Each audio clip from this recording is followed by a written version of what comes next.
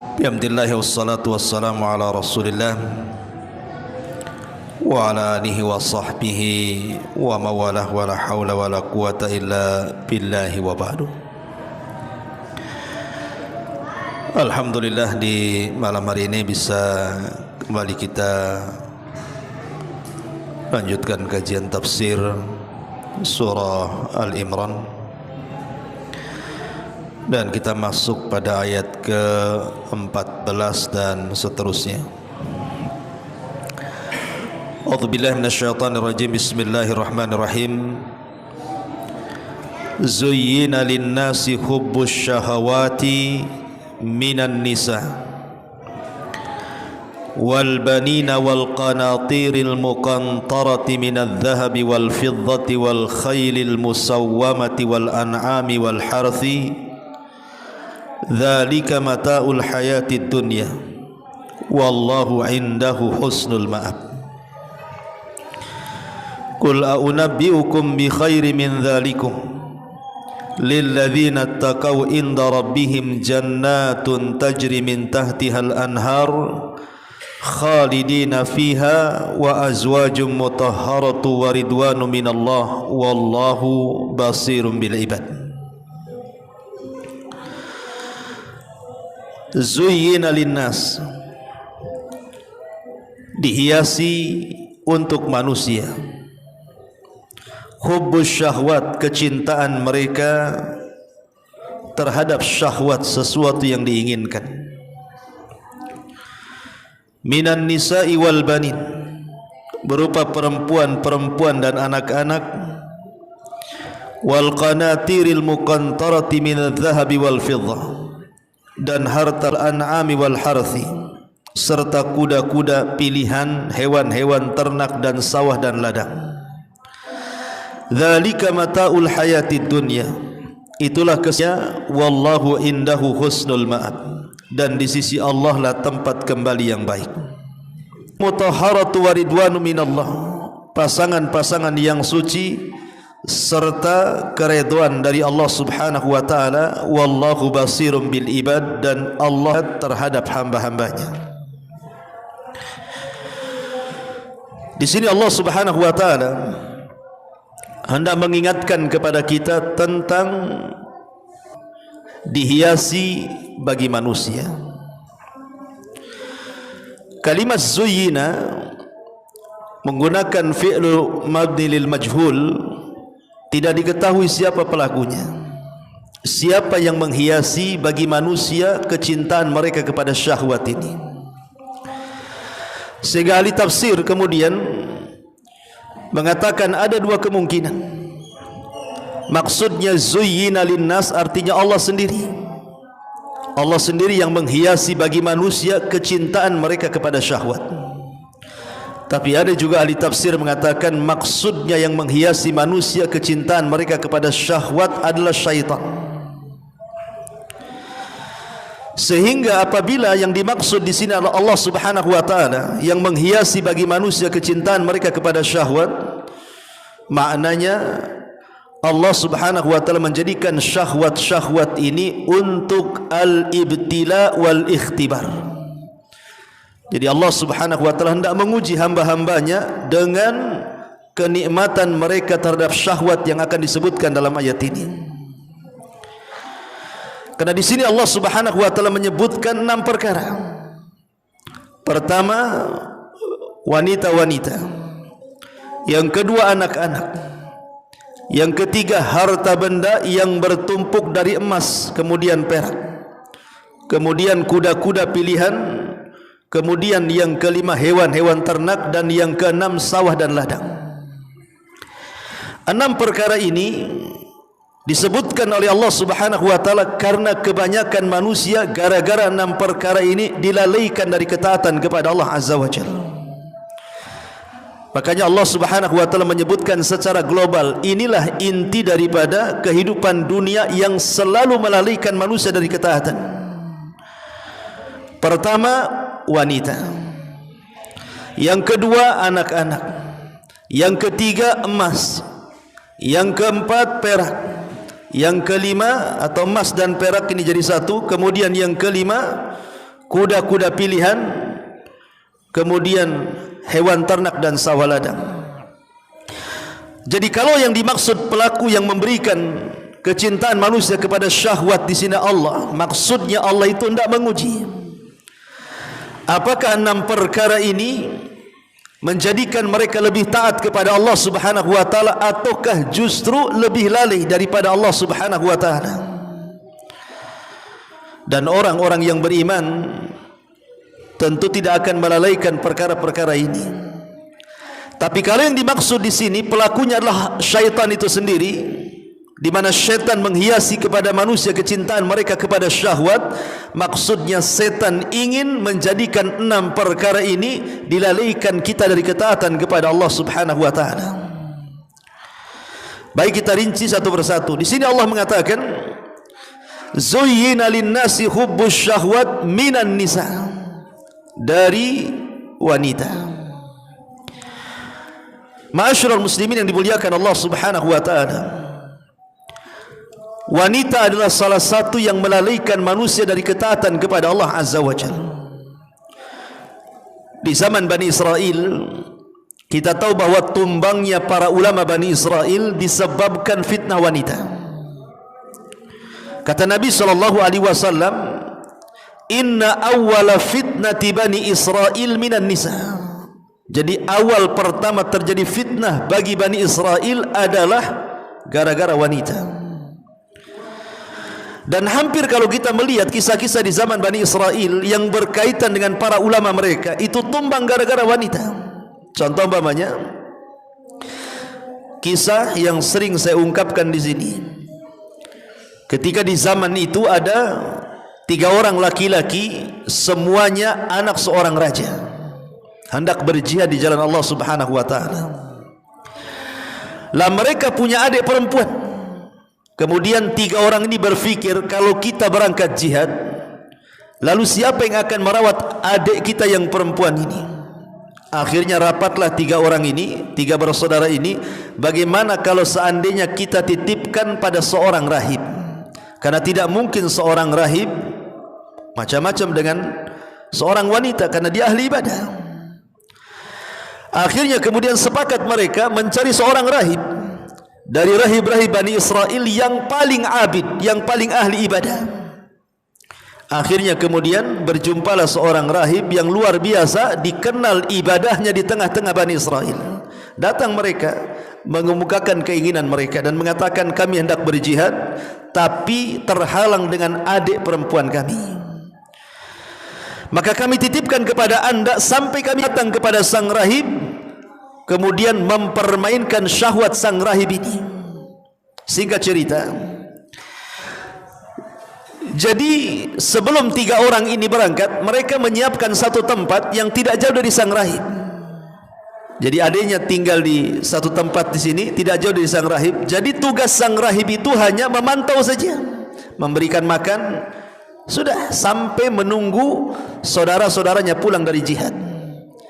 Pada awalnya hanya meletakkan makanan di depan pintu, kemudian diketuk, kemudian pergi, tidak ada masalah apa-apa.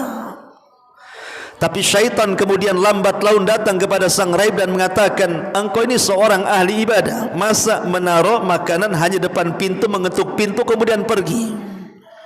Sebaiknya tunggu dia mengucapkan salam, tunggu engkau mendengar jawaban salam. Akhirnya diketuk, assalamualaikum, terdengarlah suara wanita, waalaikumsalam. Itulah pertama kali sang rahib mendengar suara perempuan. Akhirnya kemudian lambat laun setan datang lagi dan mengatakan, wahai sang rahib, kalau hanya engkau mengucapkan salam dan mendengar suaranya, engkau kan tidak tahu kehajatnya wanita itu. Boleh jadi dia boring dalam rumah itu, menghendaki sesuatu.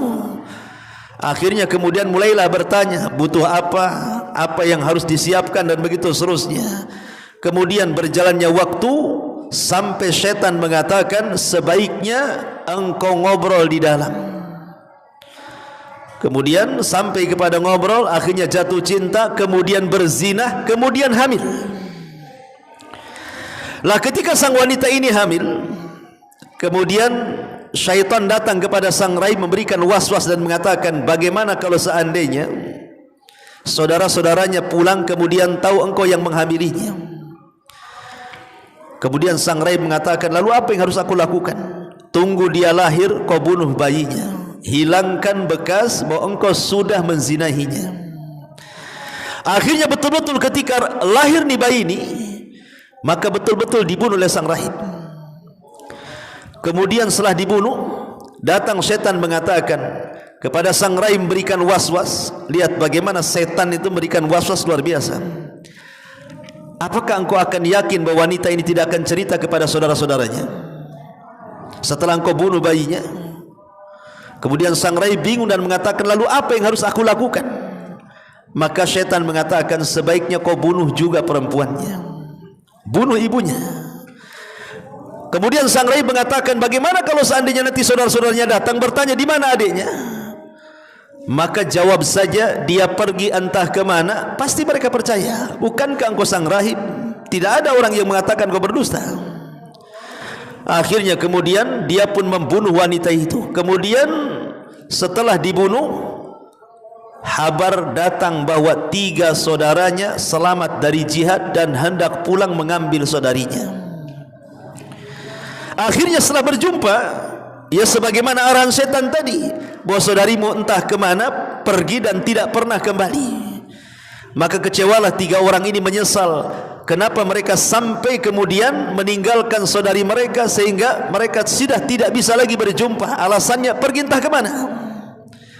Kemudian mereka pulang dan beristirahat. Rupanya syaitan masuk ke mimpi 3 orang ini, dan mimpinya sama, bahwa yang membawa perempuan itu, maksudnya saudarinya itu, tidak pergi tetapi dibunuh. Ketika mereka terbangun kemudian saling bercerita mimpinya, kan aneh, masa 3 orang mimpinya sama. Dari situ mereka yakin bahwa saudarinya dibunuh oleh sang rahib. Maka mereka pun kemudian bergegas mengambil pedangnya dan hendak membalas dendam. Lah sebelum 3 orang ini sampai kepada wanita tersebut, kepada sang rahib tadi, setan sudah duluan sampai kepada sang rahib, memberitahu bahwa 3 saudaranya sudah tahu bahwa engkau yang membunuhnya, engkau yang menzinahinya, dan engkau yang membunuh anaknya, dan mereka akan datang membunuhmu. Kemudian sang rahib mengatakan, lalu apa yang harus aku lakukan? Kata setan, aku akan berikan kau solusi, kau akan selamat dari mereka. Kemudian sang rahib mengatakan, apa solusinya? Kata setan, sujudlah kepadaku, aku akan melindungi kamu. Akhirnya sang rahib pun menanggalkan kerahibannya, sujud pula kepada syaitan. Ketika dia sujud kepada syaitan, datang 3 saudaranya, setannya pergi, kemudian dibunuhlah sang rahib dalam kondisi sujud kepada syaitan. Ma'asyiral muslimin yang dimuliakan Allah Azza wa Jalla, isyarat kisah ini terdapat dalam surah Al-Hasyr. Wa idh qala lil insani kfur falamma kafara qala inni bari'um mink inni akhafullahu rabbal alamin.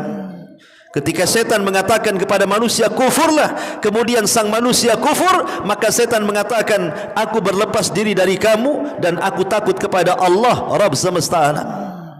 Dari kisah ini menunjukkan bahwa lihat bagaimana seorang rahib ahli ibadah terfitnah dengan wanita di zaman itu. Subhanallah ya. Tapi tidak semua, ada juga yang selamat dari fitnah perempuan, seperti kisah siapa? Kisah Jurez. Ingat kisah Jurez, ketika sang Jurez ini dikenal ahli solat, tidak pernah meninggalkan saumaahnya. Saumaah itu tempat ibadahnya, tidak pernah meninggalkan tempat ibadahnya dia. Jadi satu hari ibunya memanggil-manggil, ya Jurez, tapi Jurez sedang solat. Sehingga ketika dia solat seperti ini, dia terpikir nih, kalau saya batalkan solat saya, berarti saya durhaka kepada Allah. Tapi kalau seandainya saya tidak batalkan solat saya durhaka kepada orang tua. Akhirnya kemudian dia bingung antara membatalkan dan mengikuti panggilan orang tuanya. Tetapi karena sang Jurez ini ahli ibadah, bukan ahli ilmu. Sebenarnya kalau ahli ilmu tidak ada masalah dia membatalkan solat, kan? Karena solat yang dilakukan bukan solat wajib, solat sunnah. Sementara panggilan orang tua itu hukumnya wajib. Dalam kaedah harus mendahulukan yang wajib dibandingkan yang sunnah. Harusnya dia batalkan solatnya, tapi karena dia jahil, hanya ahli ibadah saja, dia memilih tidak membatalkan solatnya. Kemudian satu hari ibunya memanggil lagi, sedang solat lagi. Kemudian satu hari dipanggil lagi, sedang solat lagi. Akhirnya ibunya murka, seolah-olah ibunya tidak ditanggapi oleh anaknya. Dari situ ibunya bersumpah kepada Allah dan mengatakan, Ya Rabb, jangan kau wafatkan si Jurez putraku sampai kau pertemukan dengan wanita pelacur. Itu doa orang tuanya. Akhirnya kemudian setelah orang tuanya meninggal, doa orang tua ini melesat ke langit, ikhwan. Jadi satu hari ada seorang wanita yang suka dengan Jurez itu, wanita pelacur. Maka dia pun berusaha untuk menggoda sang Jurez, tetapi tidak tergoda. Dengan berbagai macam cara tidak tergoda. Akhirnya kemudian dia pun membuat hilah, karena sudah dendam, cintanya ditolak. Dia membuat hilah, membuat tipu daya dengan cara apa? Berzinah dengan seorang penggembala yang tidak jauh dari tempat ibadahnya si Jurez itu. Rupanya Allah takdirkan dari perzinahan itu hamil, kemudian punya anak. Lah wanita ini mengaku-ngaku bahwa anak itu anak si Jurez. Dia mengatakan kepada Bani Israel, lihat sang Jurez itu, nampaknya saja dia ahli ibadah, sesungguhnya dia seorang pezina. Buktinya, nih anaknya, katanya. Sontak Bani Israel marah kan gitu. Akhirnya Bani Israel datang dari mana-mana, menghancurkan ibadahnya dan memukuli sang Jurez itu. Tetapi sebelum kemudian hampir mau dibunuh, si Jurez ini mengatakan kepada Bani Israel, tunggu dulu, kalian boleh membunuhku, tapi berikan beberapa waktu untukku untuk melaksanakan solat 2 rakaat. Akhirnya kemudian dia melaksanakan solat 2 rakaat. Kemudian dia mengatakan, bayinya datangkan kemari, katanya. Setelah bayinya didatangkan, dicubit bayi itu. Kemudian mengatakan, man abuk, siapa bapakmu, katanya. Tiba-tiba bayi itu bisa bicara, ikhwan, dan mengatakan, abi ra'il ghanam, bapakku penggembala kambing. Dan ini satu di antara 4 bayi ajaib yang Allah buat bicara. Salah satunya bayi di zaman Jurez al-Abid min Bani Israel. Ya, di sana ada bayi Isa bin Maryam. Isa ketika kecil dalam buayan bicara dia, ya kan? Kemudian bayinya Masyitah. Ingat kisah Masyitah yang digoreng oleh Fir'aun itu? Itu bayinya ketika hendak dilempar, hampir Masyitah ini futur, mau murtad dia, mau kembali kepada agamanya si Fir'aun dan meninggalkan agama Nabi Musa. Tetapi bayinya bicara dan mengatakan, ya ummi isbiri, sabar wahai ummi, lemparkan saja badanmu kepada kuali itu, karena engkau alal haq, di atas kebenaran. Ya, kemudian bayi yang keempat adalah bayi yang ketika yang menjadi saksinya Nabi Yusuf. Karena Nabi Yusuf itu kan digoda oleh Zulaiha, kemudian lari ke pintu, dikejar Zulaiha, kemudian dipegang pakaiannya robek dari belakang. Kemudian ketika robek itu, tiba-tiba pintu depan terbuka, rupanya suaminya yang masuk, Al-Aziz. Maka Zulaiha menuduh bahwa Yusuf akan memperkosa dia. Tapi tiba-tiba di situ ada seorang jariyah bawa bayi. Kemudian bayi ini tiba-tiba Allah buat bicara dan mengatakan, kalau yang sobek depannya berarti Yusuf yang dusta, wanita itu yang benar. Tapi kalau sobek belakangnya, Yusuf yang benar, wanita itu yang dusta. Akhirnya kemudian karena Al-Aziz ini, ada yang mengatakan dia laki-laki impotan bahasa kitanya, dia kalah dengan wanita. Dia tidak menyalahkan. Akhirnya didamaikan begitu saja. Kemudian bayi yang terakhir inilah bayi di zaman Jurez ini. Artinya tidak semua Bani Israel juga terfitnah dengan perempuan kan, tetapi kebanyakan fitnah di zaman Bani Israel itu gara-gara perempuan. Dan di zaman sekarang juga kurang lebih, bahwa wanita itu memperbanyak fitnah bagi laki-laki. Kemudian Allah Subhanahu wa taala mengatakan di sini, minan nisa'i wal banin, dan anak-anak. Anak-anak juga jadi fitnah. Makanya kenapa Al-Quran sendiri ketika menyebut anak-anak itu menyebut 4 kategori kan itu. Kenapa Allah Subhanahu wa taala menganugerahkan anak kepada kita? Itu karena 4 sebab. Itu Quran yang mengatakan seperti itu. Yang pertama, Allah Subhanahu wa taala jadikan anak itu fitnah. Innama amwalukum wa auladukum fitnah. Sesungguhnya anak kalian itu bisa menjadi fitnah bagi kalian. Apa makna fitnah? Ujian bagi orang tuanya. Ada orang tua itu subhanallah kan, sudah menyekolahkan anaknya, dimasukkan ke pesantren, biaya sudah habis untuk anak-anaknya, harapannya anaknya jadi baik kan. setelah dia dididik demikian rupa, rupanya sudah besar orang yang paling durhaka kepada orang tuanya. Fitnah, ujian bagi orang tua. Ini yang pertama. Yang kedua, terkadang anak itu dijadikan oleh Allah Subhanahu wa taala, diberikan kepada kita itu untuk zinatul hayati dunya. Sebagai Allah mengatakan, al-malu wal banun zinatul hayati dunya. Harta dan anak-anak itu bisa menjadi zina. Zina itu kebanggaan orang tua. Kan ada orang tua itu yang bangga dengan anaknya, kawan kan? Kalau cerita itu cerita anaknya saja, enggak ditanya anaknya, cerita di anaknya. Oh, anak saya di Jakarta, yang satu jadi dokter, yang satu jadi pilot, yang satu jadi menteri, yang satu jadi polisi, yang satu jenderal. Enggak suruh cerita-cerita dia. Karena memang anak itu kadang-kadang jadi kebanggaan. Walaupun tidak sholat, tidak puasa, tidak apa-apa, tidak ibadah, tidak apa-apa, yang penting berhasil secara dunia. Ada orang tua yang membanggakan anaknya dari segi dunia. Karena memang anak dijadikan kebanggaan. Kemudian yang ketiga, terkadang anak itu bisa jadi musuh. Makanya Allah mengatakan aduwwal lakum fahdaruhum, hati-hati. Terkadang anak-anak kalian itu jadi musuh kalian. Hati-hati kalian dari mereka. Makanya kita lihat di masyarakat kan, ada anak-anak itu yang Allah jadikan musuh bagi orang tuanya, baik secara ideologi ataupun secara fisik. Secara ideologi umpamanya menentang orang tuanya berbuat baik jangan, orang tuanya bersedekah jangan, orang tuanya pokoknya orang tuanya umpamanya ikut sunnah gitu ya, anaknya tidak ikut sunnah, oh orang tuanya dimarahi, ngapain ikut ajaran itu katanya, sesat. Kadang-kadang terhalangi secara ideologi atau secara fisik, betul-betul jadi musuh orang tuanya. Kita lihat di media ada anak bunuh bapaknya, kan ada tuh. Saya pernah membaca itu satu artikel itu, gara-gara anaknya minta sepeda motor nggak dikasih, dibantai orang tuanya. Naudzubillah. Gara-gara lambat matinya, ingin cepat dapat warisan, diracun orang tuanya.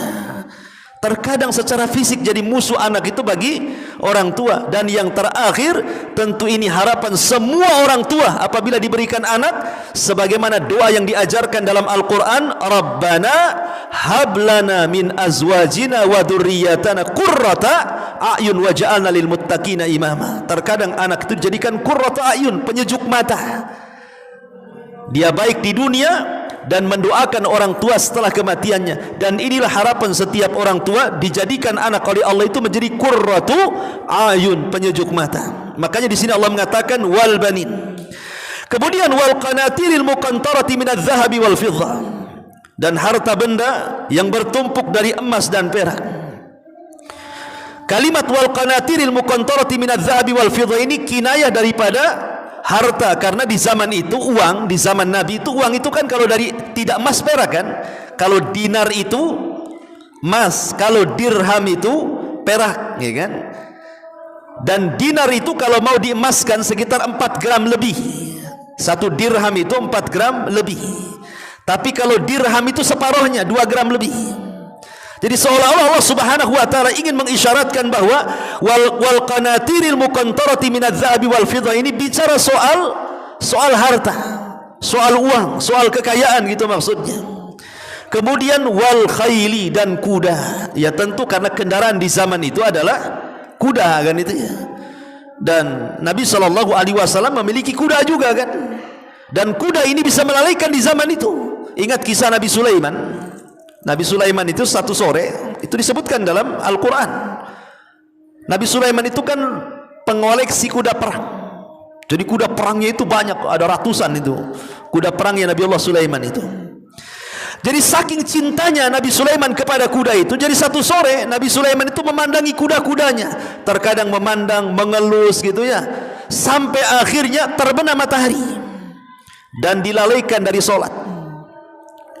Akhirnya kemudian setelah dia tersadar gara-gara terlalaikan memandang kuda, akhirnya sampai terbenam matahari dan lupa sholat, Nabi Sulaiman pun kemudian marah kepada kuda-kudanya karena melalaikan dia dari sholat. Besoknya disembelih semua kudanya, disembelih, tidak ada satupun yang tersisa. Kemudian dagingnya disedekahkan kepada fuqara wal masakin. Maka dari sini Allah Subhanahu wa taala ganti dengan yang lebih baik lagi. Allah tundukkan angin dan awan kepada Sulaiman.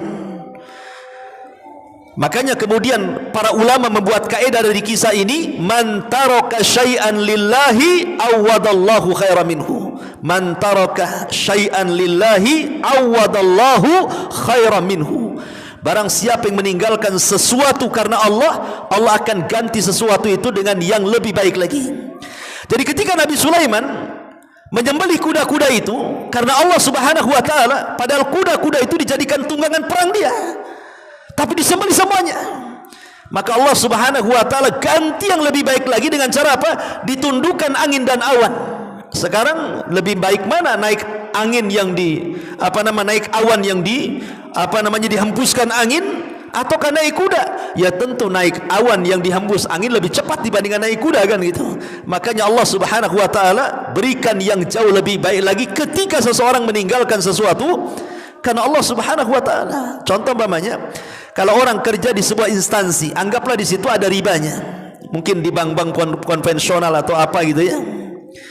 Dan antum sudah tahu hukumnya bahwa ini riba. Kemudian bismillah lah, saya harus keluar dari bank ini karena bank ini penuh dengan riba dan riba itu harta haram.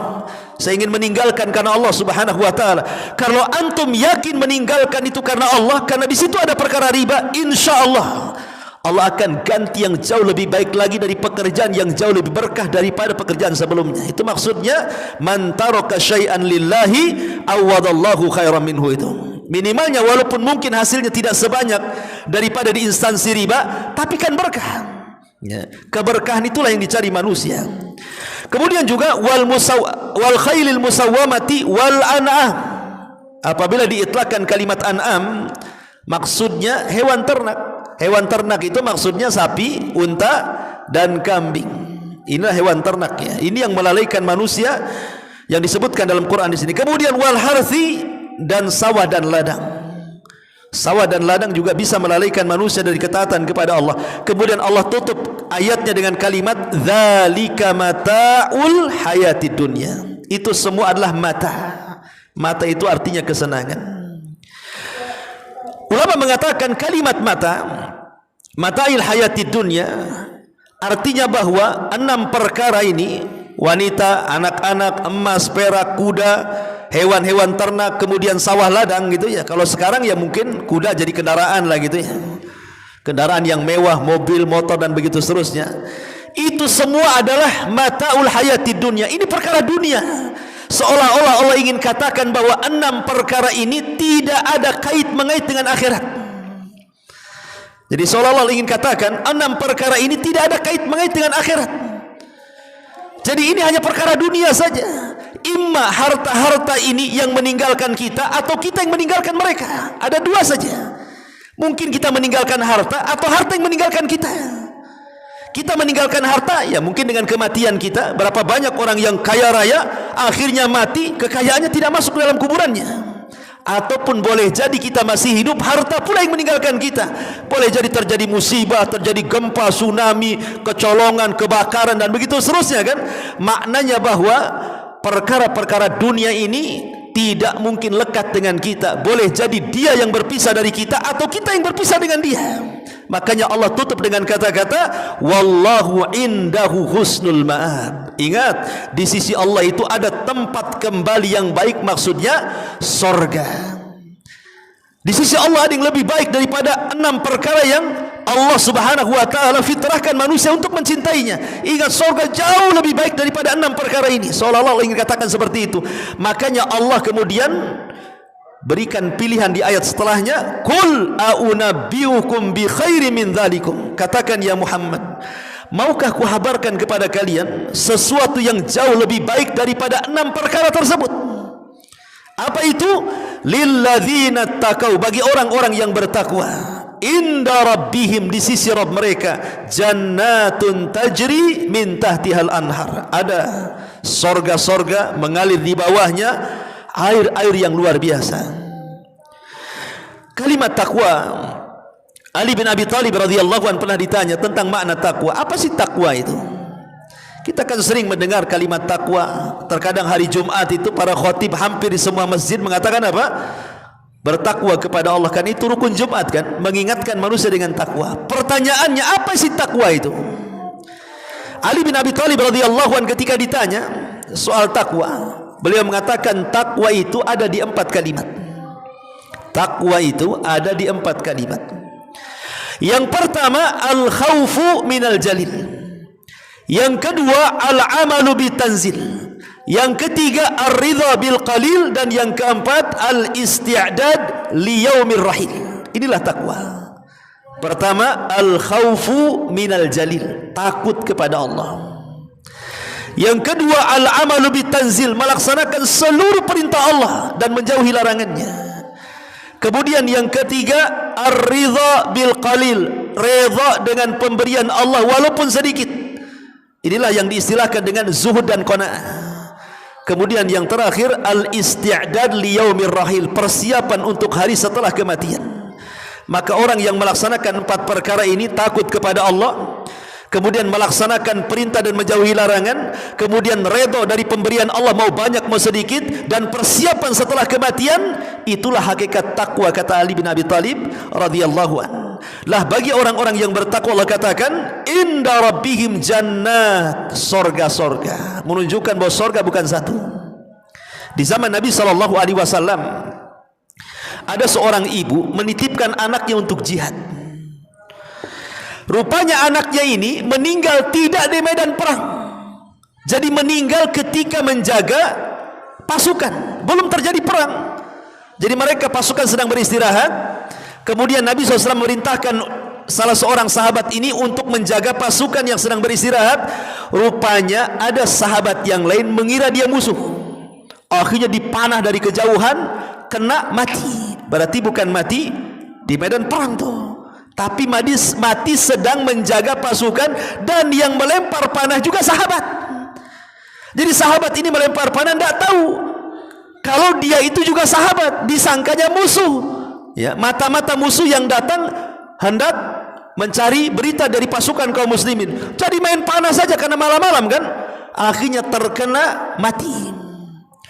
Kemudian setelah terjadi perang, akhirnya terhabarkan tentang kematian seorang sahabat ini yang salah sasaran. Ketika ibunya mendengar bahwa anaknya tidak mati di medan perang, tapi mati gara-gara salah sasaran tembak kaum muslimin, datang dia kepada Nabi dan mengatakan, ya Rasulullah, aina ibni, di mana tempat anakku? Apakah dia di surga ataukah dia di neraka, katanya. Di mana anakku, katanya. Masalahnya dia tidak mati di medan perang masalahnya. Tapi Nabi SAW mengatakan kepada ibunya dan mengatakan, ya ummah, wahai ibunda, dia mengatakan, sesungguhnya anakmu berada di sorga, dan sorga itu bukan satu tingkatan tetapi jannat bertingkat-tingkat, katanya. Dan anakmu fi firdausil a'la, berada di sorga paling tinggi di firdausil a'la, menunjukkan bahwa sorga itu bertingkat-tingkat.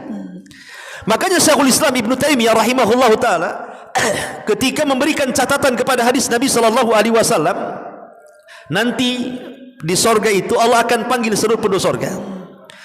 Kemudian Allah Subhanahu wa taala akan berfirman kepada penduduk sorga, Iqra warta warattil kama kunta turattil fid dunya fa inna manzilataka inda akhiri ayatin taqra'uha. Baca Quran, tartilkan bacaanmu, naik, karena penduduk sorga itu akan diberikan rop-rop. Jadi antum kalau masuk sorga itu akan diberikan rop-rop. Rop-rop itu sayap di punggung. Kemudian Allah katakan, terbang kamu, karena tingkatan akhir yang akan kau capai di sorga sesuai dengan ayat yang akhir kau baca di dunia. Dari sini Ibnu Taimiyah rahimahullahu taala, Syekhul Islam mengatakan, beristimbat dengan hadis ini bahwa tingkatan di sorga itu sejumlah ayat dalam Al-Quran. Berapa ayat dalam Al-Quran? 6.400 kurang lebih ayat dalam Quran itu. Berarti tingkatan di sorga itu jumlahnya 6.400 kurang lebih tingkatan. Dan satu tingkatan ke tingkatan berikutnya itu sejauh langit dan bumi.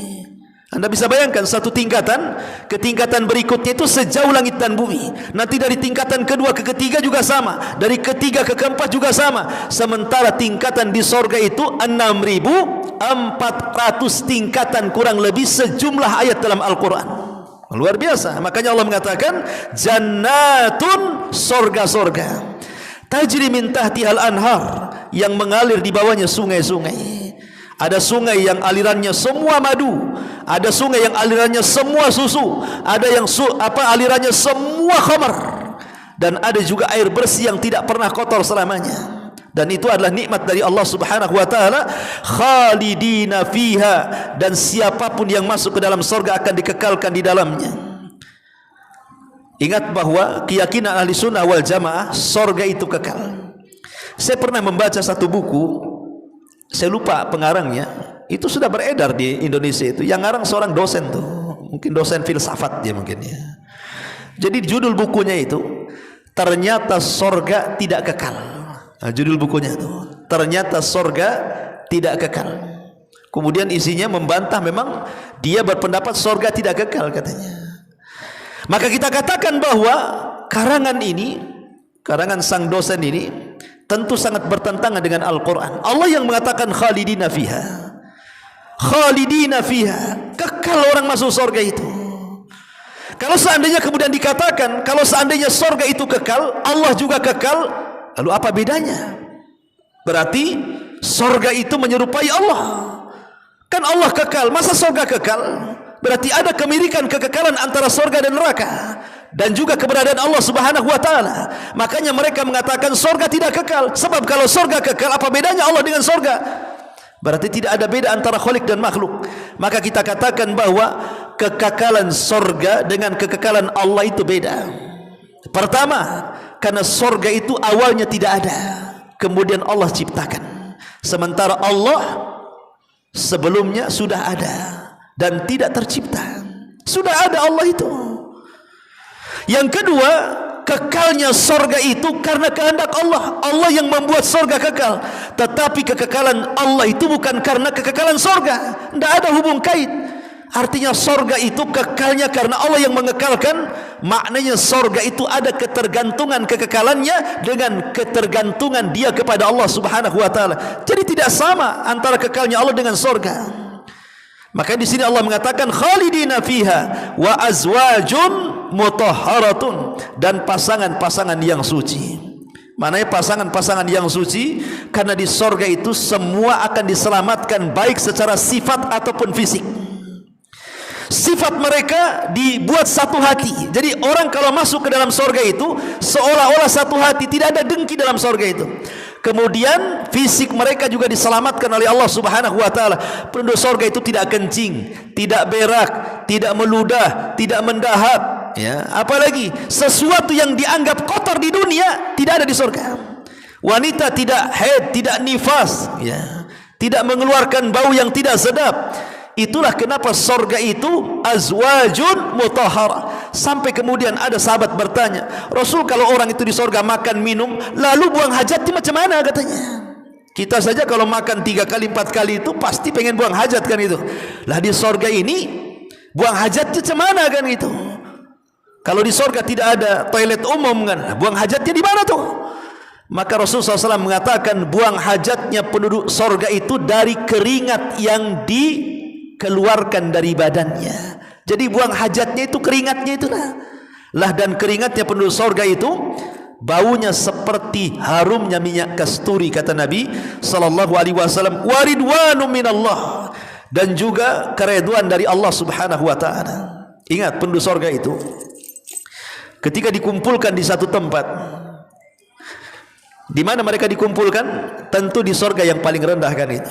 Karena tidak mungkin berkumpul di surga yang paling tinggi. Kenapa tidak mungkin? Karena surga yang paling rendah tidak mungkin naik ke yang tinggi. Sehingga memungkinkan kalau seluruh penduduk surga berkumpul di satu tempat, pasti mereka akan berkumpul di surga yang paling rendah. Karena memungkinkan yang tinggi turun ke bawah, tapi tidak mungkin yang bawah naik ke atas. Jadi nanti satu hari di surga itu semua akan berkumpul. Dan itu janji Allah Subhanahu wa taala kepada penduduk surga. Setelah seluruh penduduk surga berkumpul dari kalangan para nabinya, para rasulnya, para siddiqin, orang-orang soleh, para syuhada, dan seluruh orang-orang yang masuk ke dalam surga dijadikan satu surga, maka Allah Subhanahu wa taala akan datang kepada mereka di balik tabir. Kemudian Allah Subhanahu wa taala akan berfirman, saluni ma syi'tum fa hadza yaumun mazid.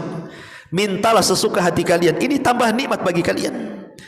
Maka penduduk surga mengatakan, ya Rabb, alam tubayyid wujuhana, bukankah kau sudah memutihkan wajah-wajah kami? Bukankah engkau sudah menyelamatkan kami dari neraka dan masukkan kami ke surga? Apalagi yang harus kami minta ya Rabb? Kebingungan penduduk surga meminta apa? Kenapa? Karena nikmat yang begitu banyak yang mencukupkan mereka sehingga tidak perlu lagi mereka meminta. Makanya mereka ngomong seperti itu, kau sudah memutihkan wajah kami, mengeluarkan kami neraka, masukkan ke surga, ini sudah cukup ya Rabb.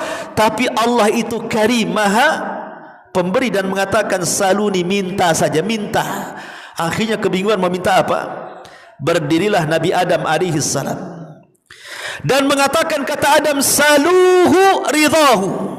Kalau kalian bingung, mintalah kepada Allah keridhaannya. Karena Allah kalau sudah murka kepada kalian, bisa saja Allah keluarkan kalian dari sorga, sebagaimana aku, kata Adam, pernah Allah keluarkan gara-gara Allah murka kepadaku. Akhirnya penduduk sorga mengatakan, ya Rabb, kami minta keridhaanmu. Maka Allah subhanahu wa ta'ala mengatakan, ya, aku redhoi kalian. Ketika Allah katakan aku redhoi kalian, maka selamanya penduduk sorga tidak mungkin dikeluarkan dari sorga. Makanya Allah mengatakan waridwanun minallah, serta redha dari Allah subhanahu wa ta'ala. Wallahu basirum bil ibad, dan Allah maha melihat akan hamba-hambanya. Wallahu a'lam bishawab. Inilah dua ayat dalam surah Al-Imran. Subhanaka wa bihamdika asyhadu an la ilaha illa anta astaghfiruka wa atubu ilaik. Allahu ta'ala alam. Assalamualaikum warahmatullahi wabarakatuh.